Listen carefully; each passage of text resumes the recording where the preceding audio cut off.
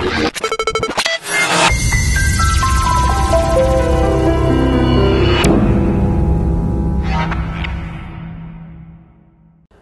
بكم معانا في كايرو دار والدراما والاكشن وذا بريزنر اوف زندا.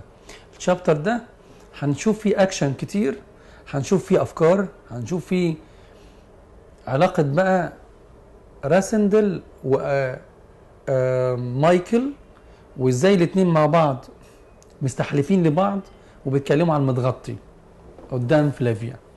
الشابتر ده من الشابترز الكتير جدا ومهم جدا وبيجي في امتحانات كتير، لكن برضه انا عاوزك تفهم الحدوته بطريقه زي ما احنا اتعودنا مع بعض. هنبدا بالفوكاب وبعد كده نشوف ايه اليونت.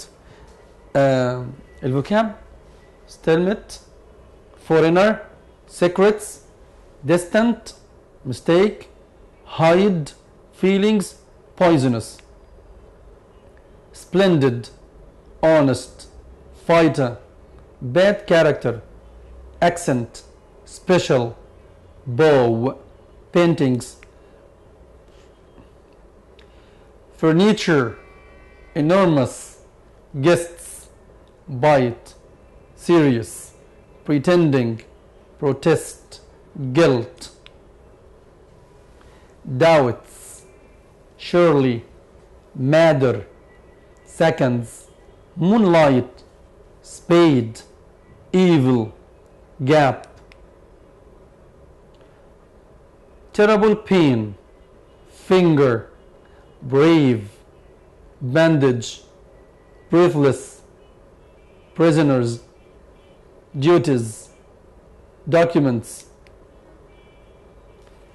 Accuse of, admit.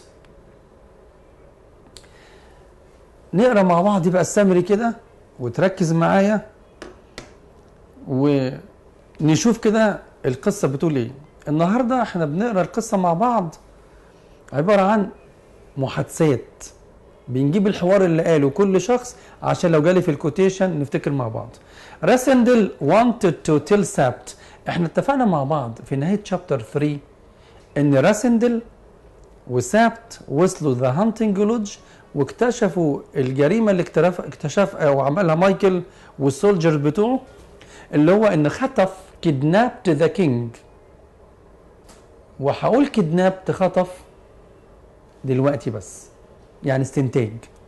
وكيلد جوزيف وقتل جوزيف ومش موجوده جوهانز ماذر، وقلنا ان في مش عارفين يعملوا ايه. تعال نشوف بقى. ووصلنا في الاخر ان سابت بيجد توسل او طلب من راسندل to continue the game لسببين: يستمر في الجيم يبقى الكينج، علشان سيف ذا كينج ينقذ حياة الملك، وعلشان حاجة تانية خالص عشان روريتانيا، دولة روريتانيا، لانه يهمه ان يحكم روريتانيا مش ميردرر قاتل او كيدنابر خاطف زي مايكل. وهنشوف دلوقتي بيقول ايه. راسندل لما عرف كده وفهم الكلام ده في حاجه في دماغه عاوز يقولها. راسندل wanted to tell سابت what was in his mind. عاوز يقول له ايه اللي في دماغه. He knew that it wasn't easy to leave Strelso and of course it was difficult to return without being noticed. عارف كان صعب يسيب سترالسو العاصمه، والاصعب انه يرجع من غير ما حد ياخد باله. نقرا بقى ونشوف بقى الحدوته بقى جديده. بيقول ايه. راسندل wanted to tell سابت what was in his mind. He knew that it wasn't easy to leave Strelso and of course it was difficult to return without being noticed. راسندل فاهم في حاجات في دماغه كده عاوز يقولها بعد ما اتفق مع سابت على ان هو يرجع خلاص سترالسو، وعارف ان من الصعب جدا انه يرجع او انه يسيب سترالسو ويروح الهانتنج لودج، والاصعب انه يرجع من غير ما حد ياخد باله. شوف بقى الحوار بينهم ازاي. راسندل: you're mad. انت مجنون. The plan is too dangerous. الخطه دي خطيره جدا. سابت قال له بقى بص بقى كده. listen if you are a man. لو انت راجل you can save the king. انقذ الملك يا اخي. go back and pretend to be him. ارجع وتظاهر ان انت الملك الحقيقي. راسندل: the duke knows where the real king is. and all his men know. مايكل عارف، حتى رجالته اللي خطفوا الملك من هنا عارفين. سبت قال له يس، ودي بقى لب القصة كلها. but he can't say anything، ما يقدرش يقول أي حاجة. listen we have got them، احنا اللي ماسكينهم، احنا اللي لاويين دراعهم. ليه؟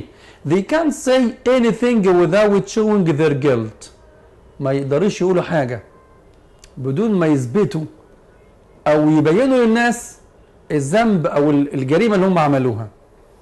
they can't say، ما يقدروش يقولوا للناس إيه بقى؟ this is the real king، ده الملك الحقيقي because we have kidnapped him. يروح يجيبوا الملك كده، ده الملك الحقيقي اهوت عشان احنا خطفناه. and killed his servant، وقتلنا الخادم بتاعه جوزيف. ووجه كلامه كده لراسندل. will they say that، هيقولوا كده يا راسندل. راسندل still had doubts although he thought سبت was right. راسندل عنده لسه قلقان كده مقلق، بس عارف ان سبت كلامه مظبوط. راسندل بيكلم سبت يقول له يا سبت surely someone also will realize I'm not the real king. يمكن حد ياخد باله يا اخي، وانا متاكد ان حد ياخد باله. وراح مديله مثال. The princess has already said she thinks the king changed. البرنسس خدت بالها اتغيرت. She will certainly realize، هتاخد بالها. سبت of course it's a risk، راجل عاقل فهم. قال له دي مجازفه. but we must have a king in Strelso، لازم يبقى الملك موجود في سترالسو، عندنا ملك في سترالسو. انت عارف لو ما عندناش ملك اللي هيحصل؟ شوف or the city will belong to Michael within 24 hours، في خلال 24 ساعه مايكل هياخد الحكم، هيقعد على العرش. you must do it for روتانيا، عشان خاطر روتانيا وعشان خاطر الكينج. سبت راسندل قال له طب what if the king is already dead، طب لو الملك مات ايه الوضع يا فالح؟ قال له ابدا. سبت قال له if the king is really dead، لو مات then you shall stay king، انت هتبقى الملك. يبقى ركز معايا كده، سبت عنده استعداد ان راسندل يحكم ومايكل ما يحكمش اخو الملك. ليه؟ لان مايكل كيلر، هيبقى قاتل. but I think the king is still alive، لكن الملك عايش، ودي وجهة نظري. ليه؟ I don't think they will do anything to him if you are in the capital. طول ما انت يا راسندل على العرش وموجود في العاصمة في سترالسو، ما حدش يقدر يقتل ولا يمس شعره من الملك. ليه؟ بص بقى الإجابة. they would know that you'd stay king if they killed him. مايكل فاهم لو قتل الملك طب ما انت هتبقى الملك على طول، يعني هيقتل هيز هاف براذر اخوه عشان يجي واحد تاني من بره يحكم؟ طبعا ما ينفعش. راسندل I still worry that someone will realize، انا برضو مقلق. سبت anything is possible، بص بقى اي حاجه ممكنه.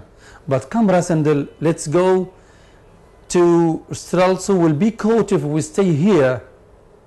تعالى نمشي من هنا لحسن لو قعدنا شويه كده هنتقفش نتمسك يتقبض علينا. راسندل alright سبت I'll try. يلا سبت. راسندل thought it was a matter plan but it could work. راسندل قبلها او قبل وهو هينفذ الخطه دي على الرغم انه خايف.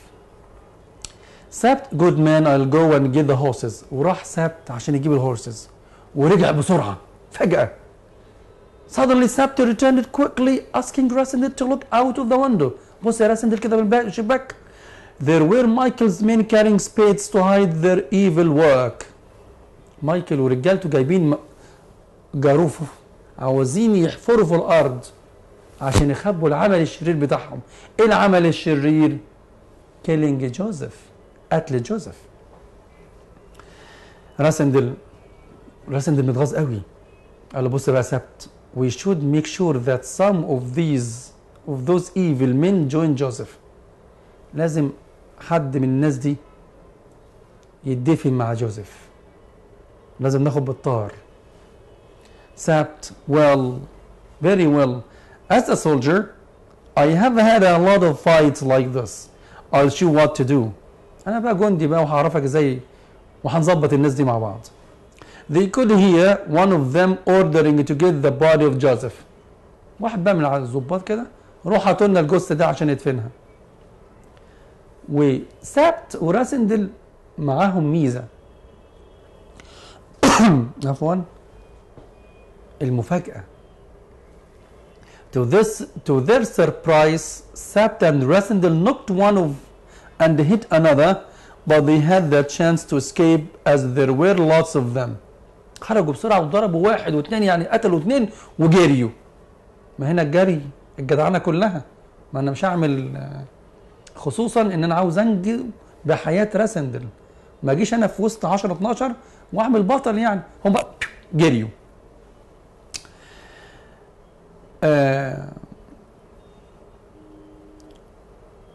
The man shot them and Rasindel felt pain in his finger but they could escape. طبعا واحد من الجنود ضرب بالرصاص واصاب راسندل في دراعه، في صباعه او في ايديه اليمين.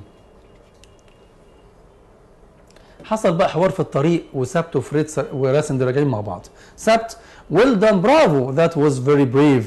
ايه الشجاعه اللي احنا فيها دي؟ Do you think they saw who you were؟ يا ترى عرفوك؟ راسندل yes one of them said. واحد لسه كده بيرفع ايديه ولسه هيضرب فشافني فرفع، يعني بعد كده جيت موقعه على طول. It's the king before I push him off his horse. لسه بقول ده الملك، جيت انا على طول ضربته. That good that will give Michael something to worry about. كده بقى مايكل يقلق. طبعا راسندل مصاب ففي ألم، فلازم يقفوا في الطريق وده 80 كيلو. They stopped to put a bandage. يحطوا بقى شاش وقطن وضمادة كده على الجرح on his finger which hurt badly then. They passed a village. راسندل covered his face. طبعا راسندل لازم يخفف بوشه والا هيبان ان هو الملك، فالناس هتاخد بالها. Pretending he had a bad tooth. تظاهر ان عنده ألم في الأسنان. The farmer was kind to give them some food. الفلاح اداهم اكلهم، اداهم اكل وميه وكده. They reached the palace. ووصلوا من الطريق بالقصر بنفس الطريقه، من الباب والجاردن الحديقه والباسج الممر والبانل. هيدخلوا الباسج، من الباسج هيلاقوا مين جوه مستنيهم. One of Sabt's servants, Freiler, was waiting for them. فرايلر كان هو اللي مستنيهم بالحصان، فمستنيهم عشان ياخدوا الحصان ويرجعوا للاسطبل. فرايلر من رجاله سبت المخلصين. سبت yes فرايلر all is well، كله تمام يا فرايلر but the king is hurt. بس الملك شكله مصاب. راسندل it's nothing، مفيش حاجه خالص. سبت بيكلم فرايلر he caught his finger in the door. ده خبطه بس كده في الباب زنق على ايديه. Now remember say nothing about this. اوعى حد يعرف. All young men like to ride their horses now and then. So why not the king?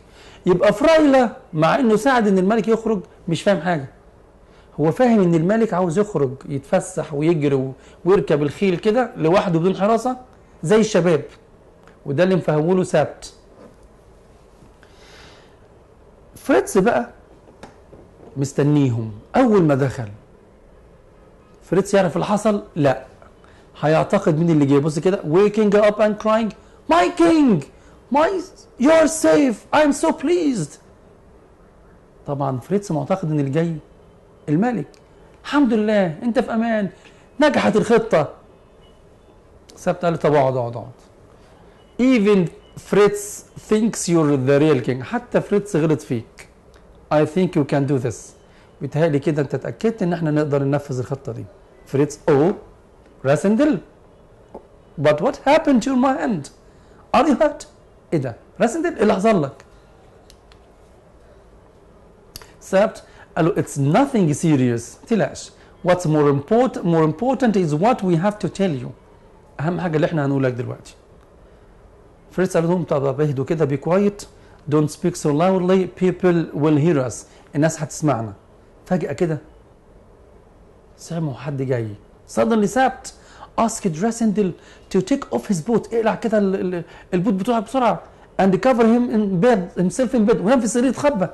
as they heard a knock on the door خبط على الباب. it was the servant of Flavia. جاي يطمن. the servant.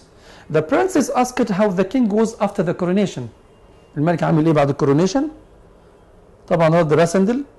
send her my thanks and tell her that I've never felt better in my life. ده أسعد يوم في حياتي. سبت. the kings had a good long sleep. سند عاوز يخلص، الملك عاوز بقى ينام. طبعا the servant bowed and left. مشي. فريتز. tell me. قولوا لي بقى. is the king dead؟ الملك مات؟ يرد عليه راسند يقول له we don't think so. مش عارفين، بس أنا أعتقد ذلك. the duke but Duke Michael's holding him prisoner. لكن مايكل حبسه. تاني يوم بقى نشوف ايه اللي حصل. the next day Sapt spent 3 hours telling Rasendil the king's rules. بيقول له بقى طالما راسندل هيقعد فترة طويلة فلازم يفهموا القواعد في البلد وايه اللي هيحصل. once the French ambassador asked Rasendil a question which he couldn't answer. وفي يوم حظه كان جميل راسندل ده والله. السفير الانجليزي بيسأل سؤال عادي جدا لكن راسندل ما عرفش. لكن سبت طمنه قال له even the king wouldn't answer. حتى الملك لو مكانك مش هيجاوب. of course many important documents were not completed because of his finger. طبعا مش عاوز يمضي لان المفروض الملك يمضي على ورق، وخد بالك خط راسندل غير خط الملك، فعجبته الفكره دراعي واجع اصبعي واجعني مش عارف اكتب، فبيأجلوا الامضاءات. راسندل I didn't use to that hard work. تعبت بقى يا جدعان، انا مش معتاد على كده، انا عايش حياه مرفهه مش معتاد على الشغل ده. I need some rest. يرد عليه فيه وعاوز استريح. يرد عليه بقى فريتز يقول له ايه؟ rest، اجازه، عاوز تستريح، مبسوط يعني في اللي انت فيه.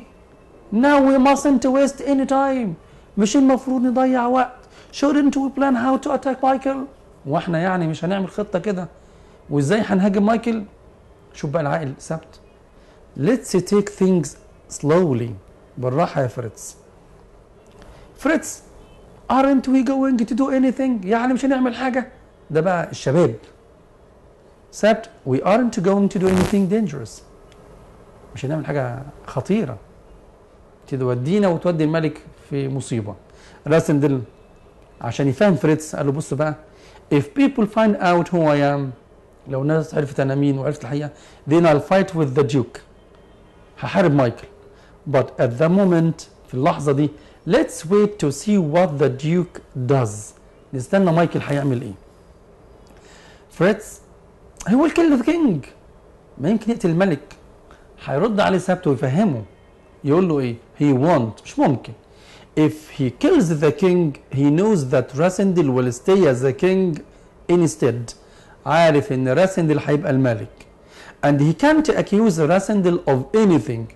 وما يقدرش يجي قدام الناس يتهم راسندل يقول انت مش الملك because then people will know that he's kidnapped the king. لانه هيبين للناس الجلد الذنب اللي ارتكبه انه خطف الملك وقتل جوزيف. رد عليه راسندل بنفس الطريقه قال له and we can't accuse him in public. واحنا ما نقدرش نتهمه، ما نقدرش انت خطفت الملك والا هيبان ان انا مش الايه؟ مش الملك. without admitting I am not the real king. فريتز وبعدين يعني ايه؟ يبقى الحال كما هو عليه. no one can do anything. it's a stalemate. دي مشكلة كبيرة. وافتكر but wait، استنوا. half of Michael's 6 men are in Strelso with the Duke. نص رجالة مايكل 3 من ال6 معاه في سترالسو، ودي غريبة. بص بقى سبت only half، النص بس. ده كده حلو قوي، ده كده بانت. then that means the other half are guarding the king. معناه ان ال3 التانيين بيحرسوا الايه؟ الملك. يرد فريتز yes you are right so that means the king must be alive. كده الملك عايش، انا كده اتاكدت. if the king were dead، انت عارف بقى سبت لو الملك مات all the 6 men would be here with the Duke. ال6 هيبقوا مع مايكل لان مايكل ما يمشيش من غير ال6. كلامك صح يا سبت. راسندل عاوز يعرف في ايه، قال لهم excuse me but who are the 6 men؟ مين الستة اللي بتتكلموا عنهم دول؟ يرد فريتز يقول unfortunately لسوء حظك I fear you'll soon be meeting them. هتقابلهم. They are 6 special soldiers. 6 من قيادات الجيش أو ضباط سبيشال مميزين، سيوف تلاقي، ضرب نار تلاقي، كونغ فو كمان تلاقي، أي حاجة تلاقي، يعني 6 تمام. who Michael keeps in his house at all times. مايكل دايما معاه في كل وقت ما بيسيبهوش. they are completely loyal to him. loyal مخلص، وكمان ما نعرفش نشتريهم. 3 are from روتانيا، 3 من بلدنا روتانيا. 1 is from Belgium، واحد من بلجيكا. 1 is French، واحد فرنسي. and 1 is from your country، واحد انجليزي من بلدك. يعني 3 من بره و3 من جوه، 3 لوكال ناشونال وطنيين و3 فورينرز اجانب. سبت they will do whatever Michael asked them to do. اي حاجه هيطلبها مايكل هيعملوها. يرد راسندل كده بطريقه شيك جدا، يعني بنرفزه كده. طيب وبقول له would they try to kill me؟ طب هيقتلوني؟ سبت بكل شياكه without a doubt، بلا شك هيقتلوك. وبيكلم فريتز يقول له which 3 are there او here in Stralsund فريتز؟ مين اللي هنا الثلاثه؟ فريتز يقول له the 3 foreigners الاجانب، منهم الانجليزي. سبت they were not the men we saw at the hunting lodge. يا خساره، مش الناس اللي احنا قابلناهم في الهانتنج لودج، كان بدل ما 6 بقوا 4.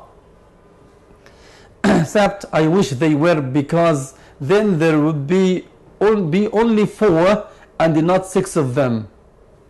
يلا حظهم. راسندل في اللحظة دي بدأ يفكر ازاي احمي نفسي من العساكر دي او من الضباط دي او قيادات الجيش دي. راسندل had a plan to make himself as popular as he could. ازاي يخلي نفسه محبوب بين الشعب. he would ادي واحد he would say nothing bad about Michael. مش هيغلط في مايكل. مايكل وحش، ده مايكل ده حبيبي، ده مايكل عمل ايه، ده مايكل ده اخويا.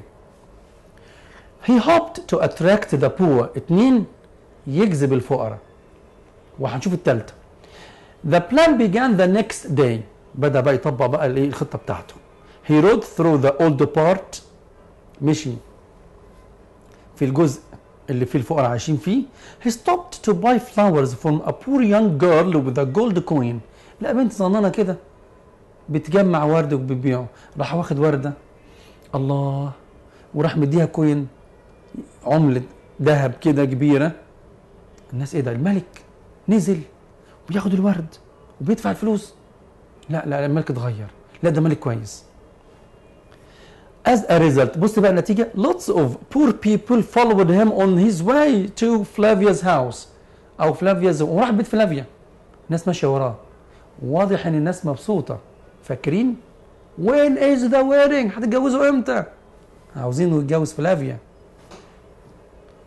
So Rasendil thought if Flavia supported him it would help him. أدي الحاجة الثالثة، إن فلافيا supported him. Fritz supported this visit so he was with them. تعال بقى في بيت فلافيا at Flavia's home. Flavia, you've completely changed since you became king. Sir، بتقول يا سيدي. Sir، انت اتغيرت. راسندل you needn't call me sir. ما بلاش كلمة sir دي. Flavia, I am proud to do so. ده شرف ليا. رودولف، يا رودولف، الاسم الأول منه معناه إن هم مع بعض عادي كده. But I see your face had changed. شكلك اتغيرت كتير. راسندل مش عاوز يخش في الموضوع ده، راح مغير الموضوع. راسندل my brother's back in the city. ده أنا سمعت إن أخويا رجع. I hear he went away for a while. اختفى كده شويه ورجع. didn't he مش كده؟ فلافيا yes I hear he's back in Stralso. سمعت انه رجع الى سترالسو. راسندل that's good the nearer he's to me the better. يا كلما كان قريبا مني كلما احسن. اخويا حبيبي. فلافيا مستغربه. Do you want him to be near you so that you know what he's doing؟ انت عاوز يعني يبقى تحت عينيك؟ تعرف هو بيعمل ايه؟ رد بقى راسندل I'd like him to be near me because he's my half brother. ده اخويا لازم يبقى جنبي. We're a family. احنا اسره مع بعضينا. We need to help and support each other. لازم نقف مع بعض ونساعد بعض. Unfortunately لكن للأسف I have heard he can't stay in Stralsund for very long. For very long يعني أنا مش هقعد معاه كتير. ده سمعت إن هو ماشي. هيروح زين ده طبعا. فلافيا was surprised. فلافيا مش عاجبها الكلام مستغربة. But there was a loud. لكن في صوت بره البيت كده صوت عالي. So she watched through the window. بصت من الشباك. It was the Duke of Stralso. ديوك مايكل جاي. Coming here then. There was silence as he could hear his footsteps. و70 خطواته وهو جاي. طبعا راسندل expected that Michael would enter. توقع ان مايكل هيخبط ويخش. So they completed their talking. فده يتكلموا. بعد 10 دقايق كده فلافيا راحت واقفه كده مره واحده. Suddenly the princess jumped up. وقفت. فلافيا بتقول ايه؟ مايكل will be very angry. هيزعل. Is that a good idea؟ فكره حلوه. راسندل مش عارف هو ضايقه في ايه. راسندل what do you mean؟ how am I making him angry؟ وانا زعلته في ايه؟ فلافيا you haven't asked him to come in. انت ما طلبتش منه يدخل. He's been waiting outside the room for a long time. ده مستني بره بقاله كتير واحنا عمالين ونسينا. راسندل but of course he can come in. يقدر يدخل ايه المشكلة يعني؟ فلافيا how funny you are. بطل هزار بقى. You know that no one can enter without your permission. انت عارف ان اي مكان انت فيه ما حدش يخش الا باذنك. طبعا راسندل اصلا ما كانش يعرف. فبيتظاهر بقى راسندل oh of course I forgot نسيت. I was never good at remembering all the rules. ما انت عارفه ان انا مش قادر افتكر كل القواعد واحفظها مره واحده. عامة but I'll go and get him myself at once. هروح اجيبه بايديا ده اخويا. وده خلى فلافيا تاني تقلق. ليه؟ الملك يقول دخلوه لكن يروح يجيبه غريبة. حتى بص كده the princess looked strangely at him as if there was something wrong. مستغربة من تصرفات افعاله. مايكل was very angry outside. طبعا مايكل بره هيتجنن. يا ابن اللذينه وعمال يكلم كده ومسك ايديه كده. بقى انا احبس اخويا وانت تقعد جوه مع فلافيا وكمان ماسك ماشي. He wasn't good at hiding his feelings. مايكل ما بيعرفش يخبي مشاعره بس حاول. He was trying to pretend he was with the real king. وحاول بقى تظاهر بجد ان هو قدام الملك قدام اخوه. ولعبت بقى او الكلام بقى من تحت لتحت وفلافيا مش واخده بالها. راسندل بيقول ايه؟ brother اخويا I'm sorry I didn't know you were waiting otherwise I have asked you in sooner. ما كنتش اعرف ان انت بره. انت عارف لو كنت اعرف كنت دخلت تخش على طول. مايكل شوف you have hurt your hand. قال له سلامتك الف سلامه. من ايه دي؟ ايه اللي في ايديك ده؟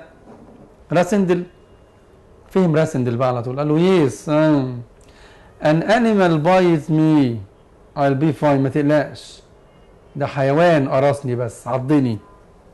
فلافيا is there any danger from the bite؟ في خطر؟ في قلق؟ جرح يتلوث؟ راسندل له not from this. لا ما تخافيش مش من العضه دي. وكلامه على ووشه كده لمايكل مش من العضه دي ها. but if I give him the chance it would be different. الهم ها لو اديته فرصه يمكن العضة التانية أو الضربة التانية تبقى مختلفة. فلافيا did you kill the animal؟ طب قتلت الحيوان ده؟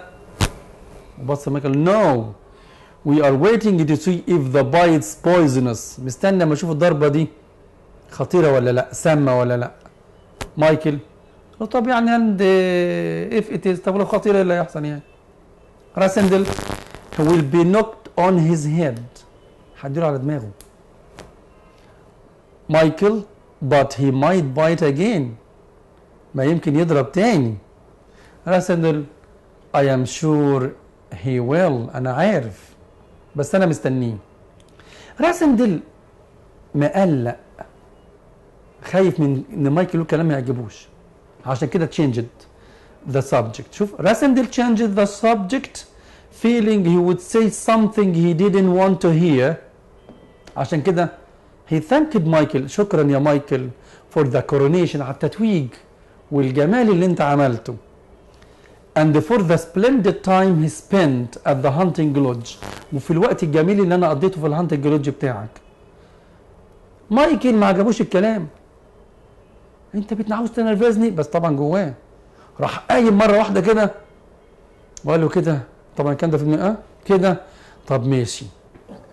Michael jumped angrily and introduced him to 3 of the most loyal and honest of the king's servants. قال له تعالى بقى مقدم لك 3 مخلصين لحضرتك، 3 من جنودك، بس خد بالك they are also his great friends، دول أصحابي أعز أصدقائي، وعلى جنب كده إن شاء الله يخدموك في يوم من الأيام. طبعا احنا فاهمين هو عاوز يقول إيه. راسندل spoke to them with a pretend foreign accent. راسندل بيكلمهم بقى طبعا عاوز ايه، يكلمهم بالالماني المتكسر. in front of the especially in front of the English soldier، خصوصا قدام الانجليزي، لكن برضه الانجليزي ما جات له، فاهمه وعارفه. اسمه ديتشارد، وركز معايا عشان ديتشارد وواحد تاني اهم 2 من رجاله مايكل وهناخدهم على طول. ديتشارد who of course knew Rasendel's secret، عرف طبعا من كلامه مهما تظاهر راسندل بالاكسنت وحاول يغير في كلامه، لكن عرف ان هو انجليزي. راسندل knew they were too dangerous he had to be cautious. راسندل قال وخد باله ما ينفعش يلعب مع الناس دي، الناس دي ما بتهرجش.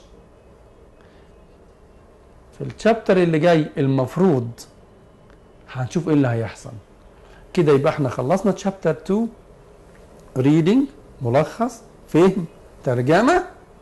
تعال نشوف مع بعض السين والجيم.